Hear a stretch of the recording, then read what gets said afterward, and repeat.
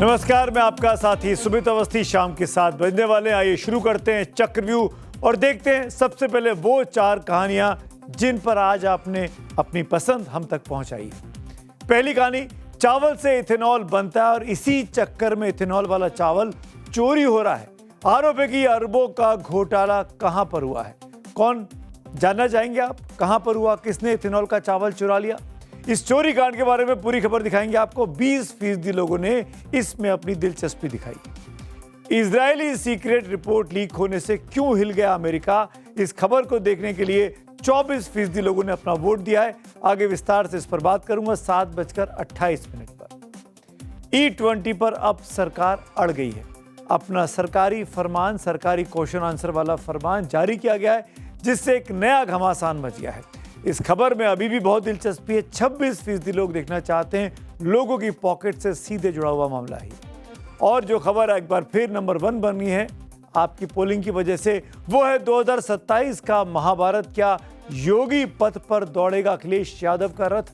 इस खबर को देखने में 30% दर्शकों ने दिलचस्पी दिखाई है और यही चक्रव्यूह में आज की हमारी कवर स्टोरी है। महाभारत, योगी के पथ पर अखिलेश का रथ। ये सुनने में आपको भले अटपटा लग रहा हो, लेकिन उत्तर प्रदेश में 2027 का महाभारत अभी से शुरू हो गया है। एक तरफ भगवा पहने मुख्यमंत्री योगी आदित्यनाथ हैं, तो दूसरी तरफ सनातन को ही समाजवाद करार देने वाले समाजवादी पार्टी के नेता और पूर्व मुख्यमंत्री अखिलेश यादव हैं। 23 अगस्त से यूपी विधानसभा चुनाव के लिए अपना चुनावी अभियान अखिलेश शुरू करने जा रहे हैं। 27 के महाभारत में विजय के लिए अखिलेश रथ लेकर यूपी के हर जिले में घूमने वाले हैं। लेकिन उससे 44 दिन पहले ही आज योगी आदित्यनाथ अखिलेश के सनातनी रथ का पहिया धंसने वाले व्यंग्य बाण चला दिए हैं। इस महाभारत में अखिलेश ने भी हथियार नहीं डाले हैं, उन्होंने भी योगी पर जवाबी तीर बरसाए हैं। सबसे पहले इस सियासी महाभारत की एक छोटी सी आप झलक देखिए।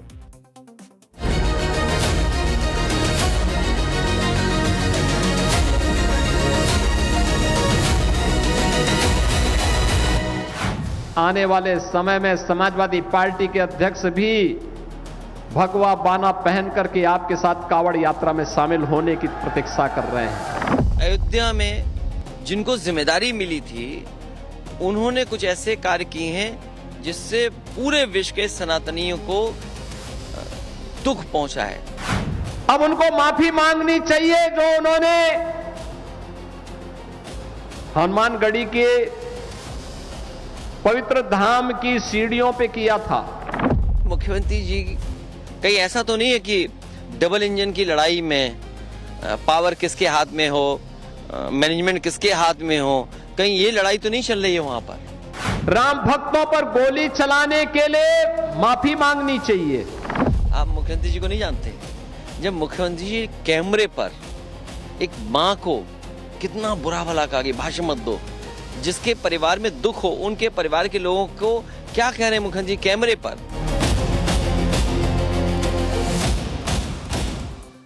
तो सुना आपने सवालों के जवाब, आरोप प्रत्यारोप। अब सवाल है, अखिलेश यादव अचानक इतने सनातनी क्यों हो गए हैं? कि अखिलेश यादव ये समझ चुके हैं कि उत्तर प्रदेश की सत्ता का रास्ता जातीय समीकरणों से होकर जरूर जाता है, लेकिन सनातन के दरवाजे से गुजरे बिना लखनऊ की कुर्सी तक पहुंचना अब मुश्किल हो गया है। और क्या इसीलिए आज के अखिलेश यादव में 2017 या 2022 वाले अखिलेश नहीं दिखाई देते हैं? जिस अखिलेश यादव पर कभी बीजेपी तुष्टीकरण की राजनीति का गंभीर आरोप लगाती थी, उसी अखिलेश ने इटावा में श्री केदारेश्वर महादेव मंदिर लगभग बनाकर तैयार कर दिया है। यह मंदिर उत्तराखंड के केदारनाथ मंदिर की तर्ज पर इटावा में बनाया गया है। जब माघ मेला में शंकराचार्य स्नान विवाद शुरू हुआ था, तो वे खुलकर शंकराचार्य स्वामी अविमुक्तेश्वरानंद के पक्ष में खड़े भी हो गए थे। तब से अब तक वो 2 बार शंकराचार्य से मुलाकात भी कर चुके हैं। अभी कल ही अखिलेश ने दोबारा शंकराचार्य अविमुक्तेश्वरानंद से मुलाकात की थी। अखिलेश उनके चरणों में बैठे थे। वहीं अयोध्या राम मंदिर चढ़ावा चोरी विवाद में तो पहले दिन से राम नामी गमछा ओढ़े वो नजर आ रहे हैं। ऐसा कोई दिन नहीं गुजरता जब उनकी जुबान पर सनातन और राम का नाम ना आता हो। अखिलेश के सनातनी तेवर को देखकर अब सियासी गलियारों में यह भी कहा जा रहा है कि लगता है कि वो पीडीए को सनातनी शक्ति देकर 2027 का शंख फूंकने की तैयारी में है। 23 अगस्त से चुनावी रथ यात्रा निकालकर 2027 के रण का शंखनाद वो करने जा रहे हैं। लेकिन उससे पहले ही अयोध्या पहुंचे योगी आदित्यनाथ ने अखिलेश को हनुमानगढ़ी की सीढ़ियों पर नमाज की याद दिलाई। इतना ही नहीं, योगी ने आज अखिलेश यादव के भगवाकरण के भविष्यवाणी भी कर दी है। आने वाले समय में समाजवादी पार्टी के अध्यक्ष भी भगवा बाना पहन करके आपके साथ कावड़ यात्रा में शामिल होने की प्रतीक्षा कर रहे हैं। उनको लगता है कोई उनको बुलावा दे दे तो वो भी जाएं, पुष्प वर्षा करें। क्या कोई जामा मस्जिद में कभी हनुमान चालीसा का पाठ कर पाएगा? क्या सरकारें करवा पाएंगी? क्या समाजवादी पार्टी और कांग्रेस करवा पाएगी? अगर नहीं करा पाएगी तो ये पाप क्यों करवाया गया था? अयोध्या में हनुमानगढ़ी की सीढ़ियों पर नमाज पढ़वाने का पाप क्यों करवाया गया था? योगी ने व्यंग्य करते हुए यहां तक कह दिया कि हो सकता है कि अखिलेश बुलावे का इंतजार कर रहे हो और एक दिन भगवा पहनकर कांवड़ यात्रा में निकल भी पड़े। ऐसा बोलकर योगी ये स्थापित करना चाहते हैं कि अखिलेश का ये नया सनातन प्रेम उनकी चुनावी रणनीति है। लेकिन जब हमारे सहयोगी अदीब वॉल्टर ने अखिलेश से बात की तब उन्होंने कड़ा पलटवार किया। ज्वाइनिंग में Samajwadi party chief mister Akhilesh Yadav. Sir, लगातार राम मंदिर पे जो है विवाद चल रहा है, एसआईटी जांच हुई है, आज मुख्यमंत्री अयोध्या में खुद थे और आप पे और समाजवादी पार्टी पे ही आरोप लगाने, पूरी कंट्रोवर्सी को किस तरह से देखते हैं आप? मैं कुछ कहूँ, मुख्यमंत्री जी कुछ कहें, एसआईटी कुछ कहे, इस जिम्मेदारी लोकतंत्र में हमारे पत्रकार साथियों की है। कम से कम अयोध्या में पाप नहीं होना चाहिए था और ये जन जन में संदेश चला गया है कि अयोध्या में जिनको जिम्मेदारी मिली थी उन्होंने कुछ ऐसे कार्य किए हैं जिससे पूरे विश्व के सनातनियों को दुख पहुंचा है। सर, जो ट्रस्ट की बैठक हुई उसके बाद क्या आपको लगता है कि जो छोटे लोग थे, जो गणना में मौजूद थे, सिर्फ उन्हीं को आप फंसाने की कोशिश की गई, जो बड़े अधिकारी उनको बचाने का प्रयास किया जा रहा है? सवाल छोटे बड़े का नहीं है, सवाल है नियत का। और जिस जगह मुख्यमंत्री जी वर्ल्ड रिकॉर्ड बना रहे हो जाने का, और देखिए मुख्यमंत्री जी कहीं ऐसा तो नहीं है कि डबल इंजन की लड़ाई में पावर किसके हाथ में हो, मैनेजमेंट किसके हाथ में हो, कहीं ये लड़ाई तो नहीं चल रही है वहां पर। तो क्या अखिलेश यादव ने यह मान लिया कि उत्तर प्रदेश की सत्ता तक पहुंचने के लिए अब केवल मंडल यानी पीडीए की राजनीति काफी नहीं है? क्या इसीलिए वो अब पीडीए के साथ साथ सनातन का अध्याय जोड़ने की कोशिश में लगे हैं, या फिर ये केवल बीजेपी के सबसे मजबूत राजनीतिक नैरेटिव को उसी की जमीन पर चुनौती देने की कोई रणनीति है? वैसे आज जब योगी आदित्यनाथ ने यह कहा कि हनुमानगढ़ी की सीढ़ियों पर सपा कांग्रेस ने नमाज का आयोजन करवाने की पूरी तैयारी कर ली थी, इसकी भी चर्चा बहुत तेज हो गई कि योगी आदित्यनाथ जिस गोरखनाथ पीठ के मठाधीश हैं, उसी मठ परिसर में मौजूद 70% दुकानें मुसलमानों की हैं। इतना ही नहीं, गोरखनाथ मठ में काम का बड़ा भाग मुस्लिम संभालते हैं, यहाँ तक कि मठ के खजांची भी मुस्लिम ही हैं। उनका नाम यासीन अंसारी है और मुझे जो पता चला उसके मुताबिक यासीन साहब 1977 से मंदिर से सीधे तौर पर जुड़े हैं। वो योगी आदित्यनाथ के गुरु महंत अवैधनाथ के समय से कैशियर रहे, फिर सुपरवाइजर बन गए। मंदिर के मेंटेनेंस का मैनेजमेंट और हिसाब किताब का रखरखाव यासीन साहब ही संभालते हैं। इतना ही नहीं, गोरखनाथ मठ के गौशाला में भी मुस्लिम काम किया करते हैं और मठ में जो धर्मशाला चलती है उसके कई कर्मचारी भी मुसलमान हैं। रही बात हनुमानगढ़ी की सीढ़ियों पर नमाज वाले विवाद की, जो 2003 की घटना बताई जाती है, तो उस वक्त यूपी सरकार में आईजी लॉ एंड ऑर्डर रहे और अब बीजेपी के सांसद बृजलाल इस पर क्या कह रहे हैं उसे भी आज आपको सुनना चाहिए। कि ये हनुमान मंदिर की दीवार है और महंत जी का घर, बीच में पतली सड़क और 3 सीढ़ियां तब महंत जी के घर में जाते हैं। तो उन्होंने कहा उस पर भी चटाई बिछा करके और फिर पूरा सड़क पर चटाई बिछा करके मंदिर के दीवार से सट करके नमाज हो उठता रहो। जैसे इन्होंने सड़क पर उस पर सीढ़ियों पर बिठाना शुरू किया, उसको उठाकर फेंक दिया गया। महंत जी के घर के अंदर नमाज हुआ, रोज़ा इफ्तार हुआ। महंत हैं तो बड़ी बड़ी मूर्तियाँ होंगी, वहाँ मूर्तियों के नीचे जो है जूते चप्पल रखे गए। वैसे कितना अच्छा हो, मंदिर की सीढ़ियों पर नमाज हो और मस्जिद की सीढ़ियों पर पूजा अर्चना, यही तो असली भाईचारा है। 2027 विधानसभा चुनाव की तैयारी में समाजवादी पार्टी अब पूरी तरीके से चुनावी मोड में नजर आती है। 23 अगस्त से अखिलेश यादव प्रचार की शुरुआत करने वाले हैं। विशेष रणनीति के तहत रथ लेकर पूरे उत्तर प्रदेश का दौरा करेंगे। हर जिले में पहुंचने का प्लान है। संगठन को बूथ स्तर तक सक्रिय करने की कोशिश है। रथ यात्रा के दौरान अखिलेश की योजना यूपी सरकार की नाकामियों को गिनवाने की है, लेकिन इस रथ यात्रा से पहले ही यूपी में इस पर घमासान छिड़ गया। राशिद जी तो ऑलरेडी हर जिले में जा रहे हैं, हर जिले में उनका भ्रमण हो रहा है। हर दुख में, सुख में, अन्याय की जगह पर माननीय राष्ट्रीय अध्यक्ष आदरणीय अखिलेश जी पहुँच रहे हैं और जनता उनको अपने सामने देखना चाहती है। तो पार्टी की जो नीतियां हैं, जो बीजेपी आरएसएस के खिलाफ, तो ऑलरेडी समाजवादी पार्टी 2024 के बाद से मैदान में है और जनता इंतज़ार कर रही है कि वो दिन कब आएगा जब बीजेपी के खिलाफ उनको वोट डालें। अखिलेश यादव दगे हुए कारतूस हैं। जब कोई सिद्धांत नहीं, कोई आदर्श नहीं, कोई विचार नहीं, कोई विकास नहीं, तो इसको क्या बोलते हैं, बुलेट को? ये दगा हुआ कारतूस है। भगवान श्री राम से जिनकी जीवन भर रही हो तनातनी, वही लोग अब पोस्टर लगाकर खुद को बता रहे हैं सबसे बड़े सनातनी। दरअसल जब से अयोध्या में राम मंदिर ट्रस्ट में चोरी का मामला सामने आया, तब से लगातार ये मुद्दा गरमाया हुआ है और अब तो बीजेपी के अपने लोगों को ने मान लिया है कि चोरी हुई है। उनसे जुड़ी हुई लोगों को जेल भी हो चुकी है। कुछ बड़ी मछलियों के नाम भी उछाले जा रहे हैं, चंपत राय और अनिल मिश्रा जैसे लोग, लेकिन उस पर अभी रिपोर्ट आनी बाकी है। आगे बड़ी मछलियों की गिरफ्तारी होगी या नहीं होगी, तब तक इस मुद्दे को गरमाकर दोनों पार्टियां रखना चाहती हैं, क्योंकि उनको इसमें चुनावी फायदा दिखाई देता है।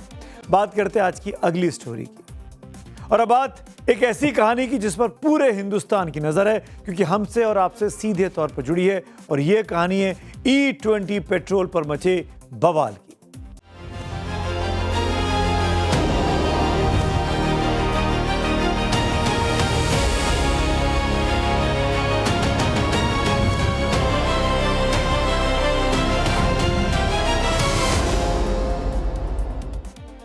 अगर आपकी गाड़ी में भी E20 पेट्रोल डलवाने के बाद माइलेज कम हो गया है, अगर आपकी बाइक और कार भी E20 पेट्रोल भरवाने के बाद झटके मार रही है, अगर E20 पेट्रोल से आपकी कार का फ्यूल इंजेक्टर्स और कार्बोरेटर चोक हो रहे हैं, तो आज ध्यान से और बिल्कुल साफ साफ सुन लीजिए।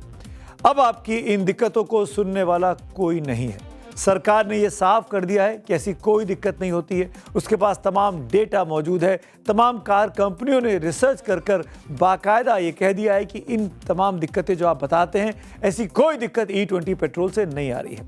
सरकार ने यह भी साफ कर दिया कि पेट्रोल पंप पर सिर्फ और सिर्फ E20 पेट्रोल ही आसानी से मिलेगा।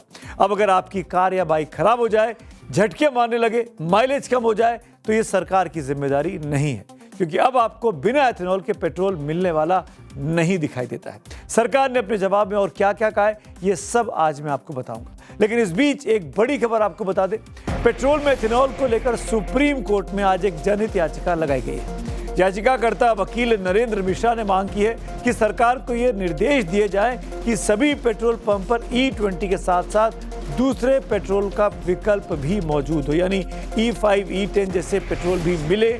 इसी तरह की एक PIL पिछले साल सितंबर में भी दाखिल की गई थी, जिसको सुप्रीम कोर्ट ने उस वक्त खारिज कर दिया था। सरकार ने 2-2 कह दिया है कि देश के 1 लाख से ज्यादा पेट्रोल पंपों पर अलग से शुद्ध पेट्रोल बेचने का कोई विकल्प नहीं दिया जा सकता है। यानी अब आपको अपनी कार और बाइक में E20 पेट्रोल ही भरवाना होगा। सरकार का यह साफ कहना है कि इस फैसले से लाखों करोड़ों रुपए का सरकार को, देश के खजाने को फायदा हो रहा है।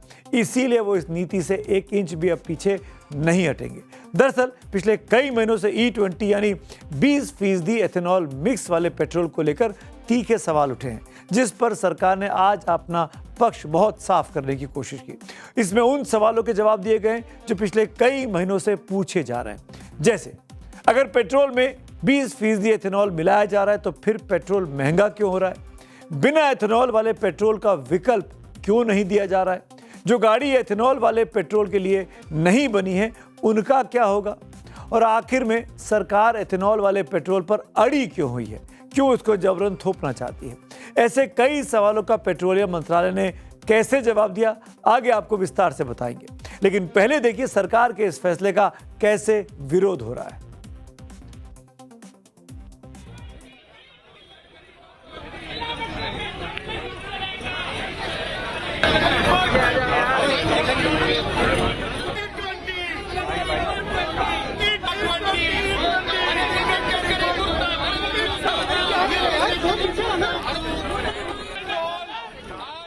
ये तो सियासी कार्यकर्ता हैं, यूथ कांग्रेस के नेता हैं जो कि प्रोटेस्ट कर रहे थे। दिल्ली में नितिन गडकरी का मुखौटा लगाकर विरोध प्रदर्शन कर रहे थे। कांग्रेस मुख्यालय के बाहर इन प्रदर्शनकारियों ने गन्ने का जूस निकालकर E20 पेट्रोल को लेकर भी सरकार पर निशाना साधा। विपक्षी पार्टियों का काम ही सरकार पर निशाना साधना। E20 पेट्रोल की मिलावट को लेकर देश की ऑटोमोबाइल इंडस्ट्री बहुत बड़े धक्के में है। लाखों करोड़ों रुपए के साधन चलती सड़क पे खराब हो जाते हैं, फ्यूल पंप उनका खराब हो जाता है।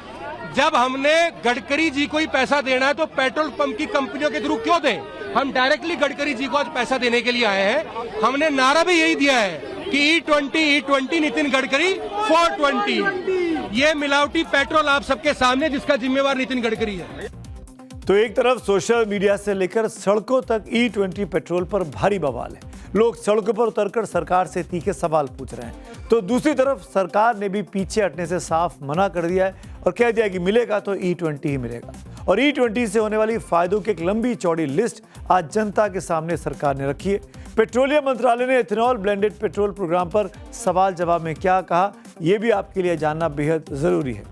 सवाल था, भारत ने अपने एथेनॉल पेट्रोल के लक्ष्यों को हासिल करने में इतनी जल्दबाजी क्यों दिखाई, जबकि ब्राजील जैसे देशों को इसमें दशक लग गए थे। इस पर पेट्रोलियम मंत्रालय ने FAQ जारी करके साफ किया कि E20 कोई नया प्रयोग नहीं है, बल्कि इसे करीब 25 साल की तैयारी और वैज्ञानिक परीक्षण के बाद अब लागू किया गया है। भारत में भी एथेनॉल ब्लेंडिंग कार्यक्रम की शुरुआत 2001 में हुई थी और 2004 में इसे औपचारिक रूप से लागू किया गया था। यही बात कल पेट्रोलियम मंत्री हरदीप सिंह पुरी से टाइम्स नाउ से बातचीत के दौरान उन्होंने भी कही थी। We have been with E10 since November of 2022.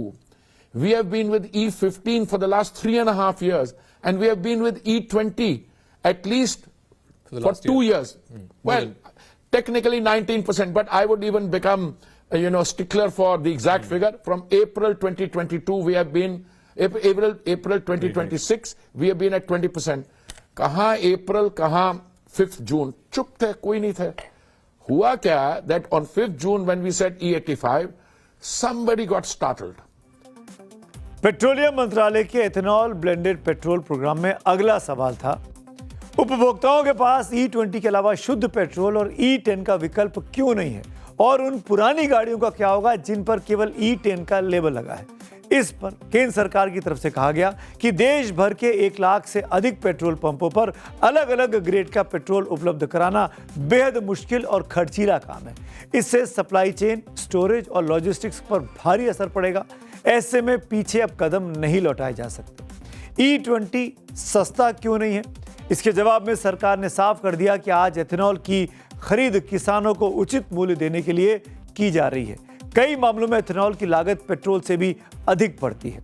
सरकार के मुताबिक एथेनॉल ब्लेंडिंग कार्यक्रम से अब तक 1.97 लाख करोड़ रुपए की विदेशी मुद्रा बचाई गई है। 316 लाख टन कच्चे तेल का आयात कम हुआ है। 952 लाख टन कार्बन उत्सर्जन घटा है। किसानों को 1.66 लाख करोड़ रुपए से ज्यादा का भुगतान किया गया है। सरकार ने माना कि E20 पेट्रोल से माइलेज कम होता है, लेकिन जब देश के माइलेज का सवाल हो तो कार कहां टिकती है।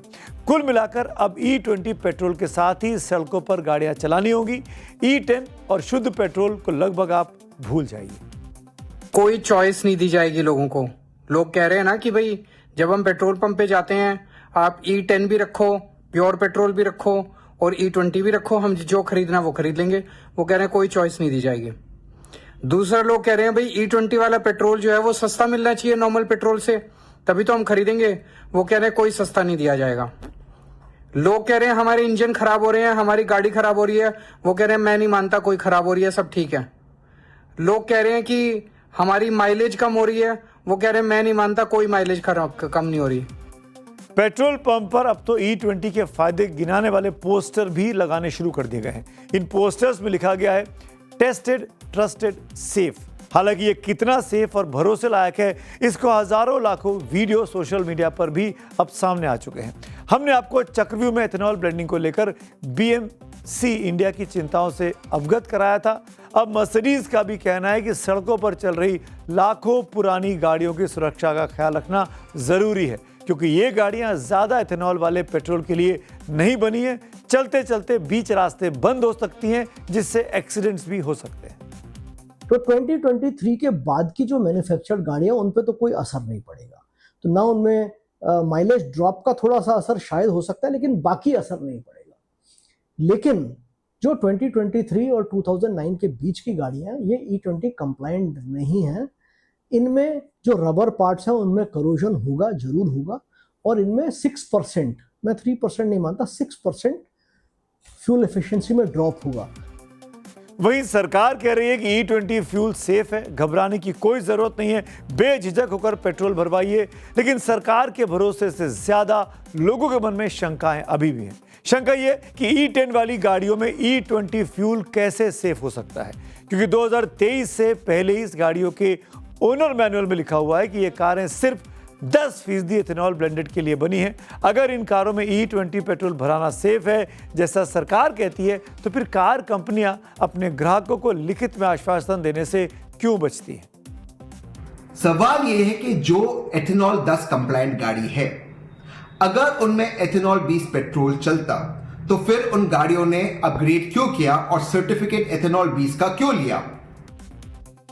सरकार चाहे जो भी कहे, लेकिन यह तो क्लियर है कि गाड़ियों में प्रॉब्लम आ रही है। नितिन गडकरी के चैलेंज पर तहसीन पुलावाला ने एक वीडियो मैसेज जारी करके कहा कि उनके पास 10 ऐसे लोग मौजूद हैं जिनकी गाड़ियों में इथेनॉल की वजह से परेशानियां आई हैं। नितिन गडकरी ने चैलेंज किया था कि एक भी ऐसा केस लाकर दिखाएं जिसकी गाड़ी E20 की वजह से खराब हुई हो। तहसीन पूनावाला ने केंद्रीय मंत्री नितिन गडकरी का चैलेंज स्वीकार करते हुए 9 जुलाई यानी उनसे मुलाकात करने की बात कही थी, समय मांगा था।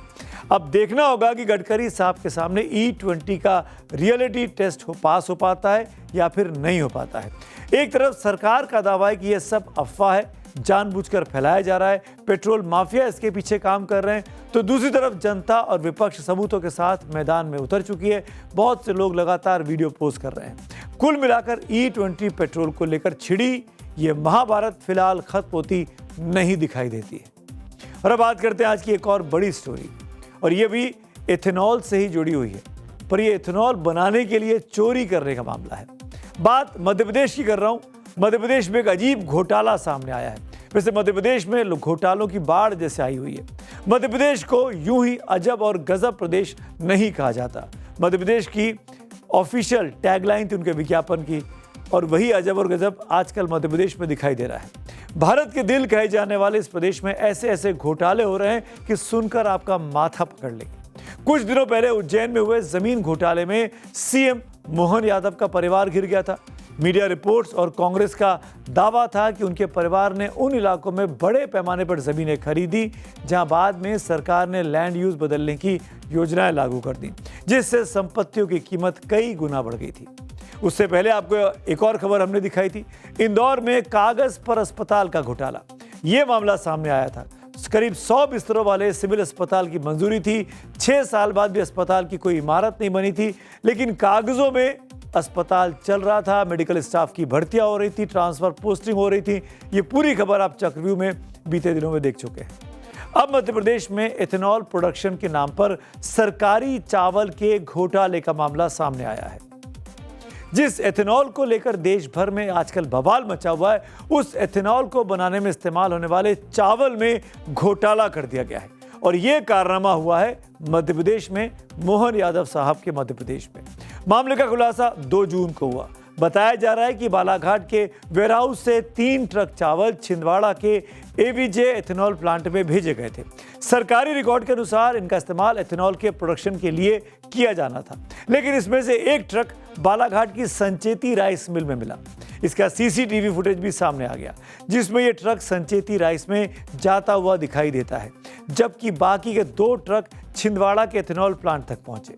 इसके बाद एफसीआई की तरफ से एफआईआर दर्ज कराई गई, जिसमें बताया गया कि करीब 25 टन सरकारी चावल बालाघाट से छिंदवाड़ा भेजा गया था, लेकिन यह बालाघाट के ही संचेती राइस मिल से बरामद हुआ, यानी कहीं प्राइवेट सेक्टर को यह ट्रक पहुंच जा रहा था। मामला खुला तो जांच शुरू हुई, जिसके बाद सरकारी चावलों से भरे कई ट्रक जब्त किए जा चुके हैं। कई लोगों की गिरफ्तारियां भी हुई हैं। इस मामले में सरकार ने एसआईटी बना दी है। कई लोगों से पूछताछ की जा रही है, लेकिन अब तक किसी भी बड़े नाम का खुलासा करने से पुलिस बच रही है। हालांकि कांग्रेस इस मामले में सरकार पर गंभीर आरोप लगा रही है और इसके हजारों करोड़ का घोटाला बताने से नहीं हिचक रही। पूरे मध्य प्रदेश में ऐसी घटनाएं आ रही हैं चावल को लेकर, ये पूरा घोटाला पूरे प्रदेश में फैला हुआ है और हजारों करोड़ का घोटाला है ये, एथेनॉल का, चावल का, ये पूरा सप्लाई का, ये एक बहुत बड़ी चेन है जिसमें भाजपा के नेता लिप्त हैं। जो नागरिक आपूर्ति निगम में जो परिवहन विभाग है और जो मंत्रालय में शीर्ष पर बैठे लोग हैं, ये सीधे शामिल है इस घोटाले में। छोटा मोटा घोटाला नहीं है ये। घोटाला किया जा रहा था, घोटाला पकड़ लिया, जांच हुई। आपको लग रहा होगा इसमें तो मध्य प्रदेश की जांच एजेंसियों की तारीफ होनी चाहिए, लेकिन आगे अब आप सुनिए कहानी में एक नया दिलचस्प मोड़। जांच का दायरा छिंदवाड़ा, बालाघाट और सिवनी से बढ़कर प्रदेश के दूसरे एथेनॉल प्लांट्स और कस्टम मिलिंग करने वाली राइस मिलों तक पहुंच गया। ये पूरा खेल कैसे चल रहा था, सबसे पहले आपको वो समझाता हूं। दरअसल सरकार की पॉलिसी है कि सरकारी गोदामों में जो सरप्लस चावल है, यानी जो चावल बच जाता है, उसे एथेनॉल बनाने के लिए दिया जा सकता है। इसी आधार पर एफसीआई पुराने चावल को एथेनॉल प्लांट को भेजती है।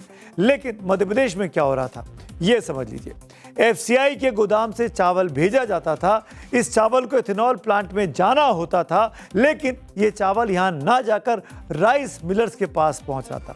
फिर इसी चावल को फोर्टिफाइड बनाकर रीपैकेजिंग की जा रही थी और इस सरकारी चावल को फिर से ऊंचे दाम पर सरकारी गोदामों में पहुंचाया जा रहा था। इस पूरे गोलमाल में राइस मिलर्स कहां मुनाफा कमा रहे थे, अब वो भी समझ लीजिए।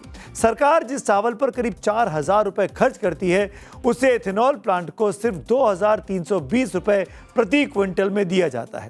आरोप है कि राइस मिलर्स इसी चावल को 2,800 से 2,900 रुपए में बेचकर मोटा मुनाफा कमा रहे थे, यानी 2,320 में खरीदो, 2,800 2,900 में बेच दो। हमारे संवाददाता मकरंद काले ने पूरे मामले की इन्वेस्टिगेशन की, जिसमें कई चौंकाने वाले खुलासे हुए। इस समय हम एफसीआई के हेड ऑफिस के बाहर ही मौजूद हैं। जब एफसीआई के अधिकारियों को इस बात की जानकारी हुई तो इन्हीं की ओर से एक एफआईआर बालाघाट में दर्ज कराई गई है। दरअसल एफसीआई के गोदाम से बहुत सारा चावल एथेनॉल प्लांट्स में भेजा गया था जिससे एथेनॉल बनता, लेकिन एथेनॉल प्लांट जाने की बजाय जो ट्रक थे वो सीधे राइस मिल पे पहुंच गए। जब एफसीआई के अधिकारियों को इस बात की जानकारी हुई तो उन्होंने इस पूरे मामले में पुलिस को जानकारी देकर एफआईआर दर्ज कराई है। इस पूरे मामले में आधिकारिक रूप से न पुलिस कुछ बोलने को तैयार है, ना ही एफसीआई के अधिकारी इस मामले में जानकारी दे रहे हैं, लेकिन जो दस्तावेज हमारे पास मौजूद हैं उसमें साफ तौर पर नजर आ रहा है कि एक एफआईआर दर्ज कराई गई है। इस पूरे मामले में कांग्रेस का आरोप है कि एक बड़ा घोटाला है, लगभग 1100 करोड़ से ज्यादा का घोटाला है। एथेनॉल प्लांट्स में भेजा हुआ चावल सीधे तौर पर राइस मिल पहुंच गया और इसको जो पोषण आहार बनता है उस चावल के साथ मिला दिया गया, यह कांग्रेस का आरोप है। जानकारी के मुताबिक एफसीआई ने मध्य प्रदेश के एथेनॉल प्लांट्स को एक साल में 50 लाख क्विंटल चावल आवंटित किया, जिसकी कीमत 1,160 करोड़ रुपए होती है। अगर ये पूरा चावल राइस मिलर्स को बेच दिया होता तो हेराफेरी करीब 250 करोड़ रुपए की हो सकती है। इसमें से कितने चावल का घोटाला हुआ, ये तो अब जांच का विषय है। लेकिन आप सोचिए कि एफआईआर हुए 1 महीने से ज्यादा का वक्त हो गया है। एसआईटी इस मामले की जांच कर रही है, लेकिन अभी तक ना तो किसी अधिकारी का नाम सामने आया, ना किसी बड़े नाम का खुलासा हुआ है। अब इस मामले में पूर्व सांसद कंकर मुंजारे ने मोर्चा खोला है। उनका कहना है कि 100 करोड़ से ज्यादा के इस घोटाले में 2 साल में 200 ट्रक चावल गायब हुआ है। उन्होंने इस मामले में बीजेपी के पूर्व मंत्री रामकिशोर कावड़े के बड़े भाई राजकुमार कावड़े को सरगना बताते हुए सीबीआई जांच की मांग की है। मामले में जो एसआईटी गठित की है वो एसआईटी का कोई मतलब नहीं, उससे कोई भ्रष्टाचार जो खुलेगा नहीं और जो चावल के जो रैकेट है इसका कोई भंडाफोड़ होगा नहीं। इसकी सीबीआई जांच होना चाहिए। राजकुमार कावड़े जो रामकिशोर कावड़े का भाई है, मंत्री रहा, पूर्व मंत्री है ना, वो इन सब रैकेट का सरगना है। रामकिशोर कावड़े पूर्व सांसद हैं, बीजेपी के मध्य प्रदेश के बड़े नेता माने जाते हैं। आरोप सीधा उनके भाई के ऊपर लग रहा है। ऐसे में मामला बहुत बड़ा होने वाला है। हालांकि बीजेपी भी मान रही है कि हेराफेरी तो हुई और जांच के बाद ही अब सब क्लियर हो पाएगा। कुछ मिल मालिकों ने इथेनॉल कंपनियों की आपसी साठगांठ से कुछ चावल में कुछ हेराफेरी की है। उदाहरण के लिए जो चावल सरकार के द्वारा इथेनॉल कंपनियों को भेजा गया वो ट्रक मालिक और इथेनॉल मिल के लोगों ने राइस मिल को सीधे पहुंचा दिया। हो सकता है जिस कीमत पर उन्हें चावल उपलब्ध हुआ, राइस मिल मालिकों ने उन्हें कुछ बढ़कर के भुगतान किया होगा। तो जमीन घोटाला, अस्पताल घोटाला, इथेनॉल घोटाला, न जाने कितने घोटाले और मध्य प्रदेश से सामने आने वाले हैं। यानी वहां पर सरकार लगातार घिरती जा रही है। पर ऐसा मत मान के चलिए कि केवल सरकार ही गिर रही है, विपक्ष पे भी सवाल खड़े हो रहे हैं। चावल चोरी को लेकर सरकार की मुश्किलें बढ़ सकती हैं, तो कांग्रेस के प्रदेश अध्यक्ष जीतू पटवारी, उन पर भी एक नई मुसीबत आ गई है। जीतू पटवारी के भाई नाना पटवारी को मध्य प्रदेश पुलिस ने हिरासत में कर लिया था। उनके नाम ड्रग्स के साथ पकड़े गए 2 लोगों ने लिए थे। हालांकि पुलिस ने उनको पकड़ने के बाद उनको बाद में छोड़ दिया, लेकिन जीतू पटवारी पुलिस की कार्रवाई को राजनीतिक प्रतिशोध बता रहे हैं। अब बात करते हैं आज की अगली कहानी की। क्या दुनिया के सबसे पावरफुल लीडर को मोहरा बनाने की कोशिश हो रही है? तेहरान में लहराते इंतकाम के लाल झंडे और ठीक इसी वक्त अमेरिका में खुफिया रिपोर्ट का लीक होना। दावा है कि ईरान डोनाल्ड ट्रंप की हत्या करना चाहता है। क्या वाकई ट्रंप की जान को ईरान से ऐसा कोई सीधा खतरा है, या फिर ये इजराइल का बुना हुआ एक खतरनाक षड्यंत्र है? क्या बेंजामिन नेतन्याहू ट्रंप के मन में खौफ और गुस्सा पैदा करके अमेरिका के कंधे पर बंदूक रखकर ईरान को भस्म करना चाहते हैं?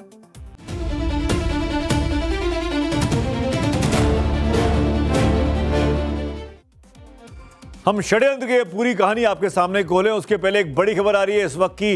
ये बड़ी खबर पश्चिम एशिया से आई है।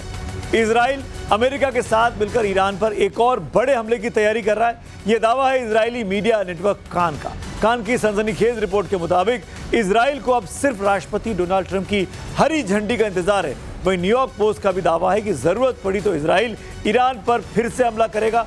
इजरायली अफसरों को अंदेशा है कि अगले कुछ ही दिनों में अमेरिका और ईरान के बीच सीधे और भयानक हमले शुरू हो सकते हैं। इजराइल का साफ संदेश है कि वो चुप नहीं बैठेगा।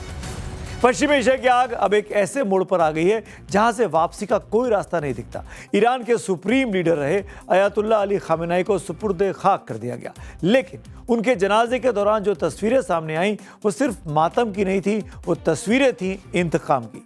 लेकिन इस मातम और इंतकाम के बीच वॉशिंगटन से लेकर यरूशलेम तक एक अलग ही माइंड गेम चल रहा है। एक ऐसी खुफिया रिपोर्ट सामने आई है जिसने पूरी दुनिया की नींद उड़ा दी है। दावा किया जा रहा है कि ईरान के हिट लिस्ट में अमेरिका के राष्ट्रपति डोनाल्ड ट्रंप अब सबसे ऊपर है। लेकिन क्या ये वाकई में सच्चाई है, या इजराइल अपने किसी बहुत बड़े सीक्रेट मिशन के तहत, किसी षड्यंत्र के तहत ट्रंप के गुस्से को भड़काने की कोशिश कर रहा है?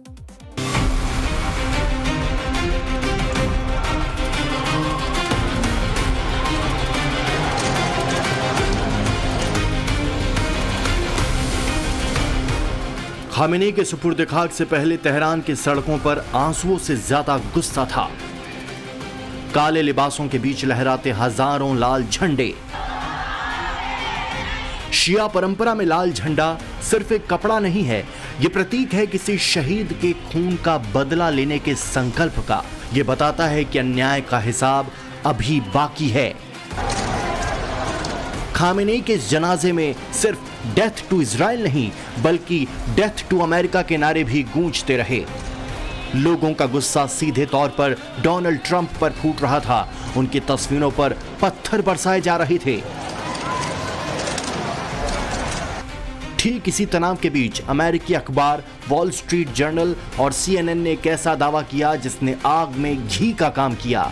रिपोर्ट के मुताबिक इजराइल ने अमेरिका को एक खुफिया जानकारी सौंपी है, एक ऐसी जानकारी जिसमें बताया गया है कि ईरान राष्ट्रपति डोनाल्ड ट्रंप की हत्या की एक बेहद स्पेसिफिक और सटीक योजना बना रहा है।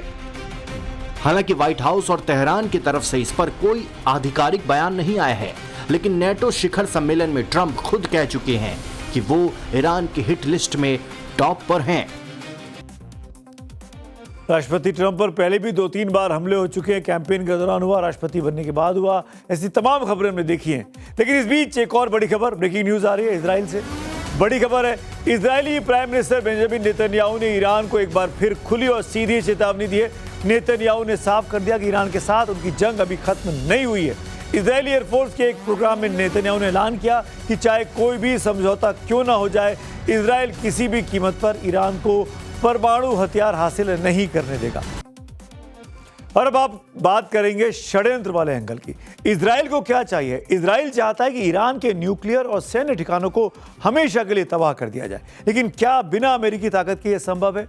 बिल्कुल नहीं। तो क्या इजराइल ट्रंप के मन में ईरान का डर और गुस्सा बिठाकर उन्हें अपने युद्ध में सीधे तौर पर उतारने की साजिश रच रहा है?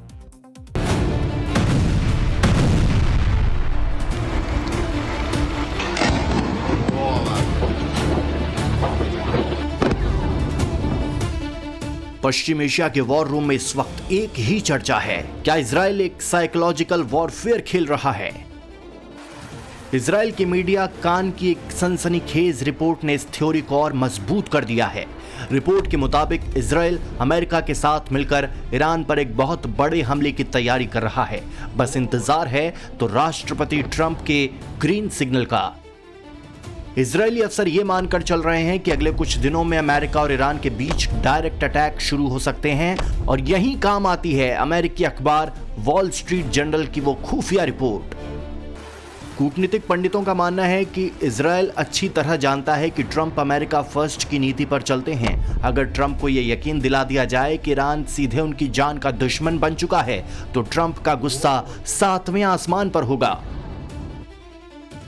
न्यूयॉर्क पोस्ट ने यरूशलेम के एक बड़े सूत्र के हवाले से लिखा है कि इजराइल फिर से ईरान पर हमला करेगा। इजराइल बिल्कुल नहीं चाहता कि उसके नागरिक दोबारा बंकरों में छिपने को मजबूर हों। उसे एक निर्णायक जीत चाहिए, और वो निर्णायक जीत ट्रंप के गुस्से के बिना नहीं मिल सकती। तो स्थिति एकदम साफ है, ईरान लाल झंडा लहराकर खुलेआम बदले की बात कर रहा है। इजराइल ईरान के इस गुस्से को हत्या की साजिश का नाम देकर ट्रंप की टेबल पर रख रहा है। मकसद अमेरिका को ईरान के खिलाफ सीधे युद्ध में धकेलना।